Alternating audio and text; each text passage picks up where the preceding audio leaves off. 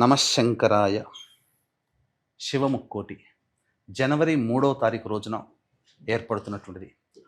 మహాప్రభావవంతమైనటువంటిది. పరమేశ్వరుడు సంపూర్ణ అనుగ్రహాన్ని ప్రసాదించే రోజు.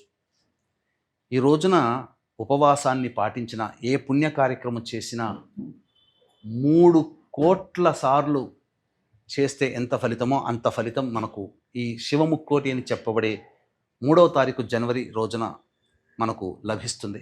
ముఖ్యంగా వివాహం కాని అబ్బాయిలు అమ్మాయిల కోసమై ఈ రోజున మీరు కండ చక్కెర లేదా మిశ్రి కానీ బాగా దంచి పొడి చేసి ఆ యొక్క పొడిని నీటిలో వేసి ఆ నీటితో ఈశ్వరునికి అభిషేకం చేసి గన్నేరు పూలు లేదా మల్లెపూలతో ఈశ్వరునికి అర్చన చేయండి.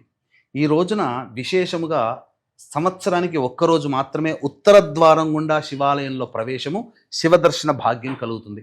ఆ ఉత్తర ద్వారం గుండా శివునికి నమస్కారం ప్రవేశం చేసి, శివుడికి నీ యొక్క అనుగ్రహం వల్లనే నేను ఈ రోజున నిన్ను దర్శించుకోగలిగాను, నీ దర్శన ప్రభావం చేత నాకున్నటువంటి సమస్యలు తీరిపోవాలి, ముఖ్యంగా వివాహ సమస్య తొలగిపోవాలనే సదుద్దేశముతో మీరు సంకల్పం చేసుకొని పరమేశ్వరునికి నమస్కారం చేసుకొని ఆ రోజున అవకాశం ఉంటే శివాలయంలో అర్చనాభిషేకాదులు జరిపించుకోండి. తప్పకుండా శివరాత్రి లోపల మీ యొక్క సంకల్పం నెరవేరుతుంది. అలాగే మీకందరికీ కూడా శుభం కలగాలనే ఉద్దేశంతో 2026 సంవత్సరం అంతా కూడాను మంచి జరగాలనే ఉద్దేశంతో నవగ్రహాలు అనుగ్రహంగా ఉండాలి కాబట్టి నవగ్రహ పాశుపత మంత్ర హోమము, మృత్యుంజయ హోమము, రుద్ర హోమము, లక్ష్మీ హోమం, వివాహం కాని వాళ్ళకి సంబంధించి దాంపత్య సమస్యలకు సంబంధించినటువంటి హోమాది కార్యక్రమాలు శ్రీశైలంలో కానీ కాళహస్తి క్షేత్రంలో కానీ సర్వదోష నివారణ పూజలు హోమాలు జరిపించి శక్తిపాతం చేసినటువంటి కరుంగలి మాల ఇవ్వడం జరుగుతుంది. అవకాశం ఉన్న వాళ్ళు స్క్రీన్పై కనిపిస్తున్న నెంబర్కి కాంటాక్ట్ చేసి మీ గోత్రనామాదులు నమోదు చేసుకోవచ్చు.